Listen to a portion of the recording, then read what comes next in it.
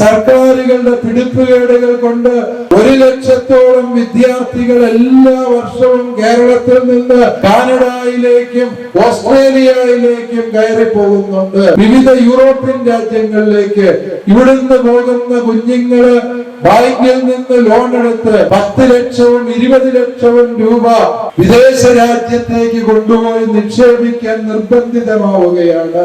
ഇപ്രകാരം കുഞ്ഞുങ്ങള് വിദേശത്തേക്ക് കയറിപ്പോകുന്ന സാഹചര്യം ഒഴിവാക്കാൻ കഴിഞ്ഞിരുന്നെങ്കിൽ തന്നെ കേരളത്തിന്റെ സാമ്പത്തിക ഗതികേട് അതിജീവിക്കാൻ സർക്കാരിന് കഴിയുമായിരുന്നു.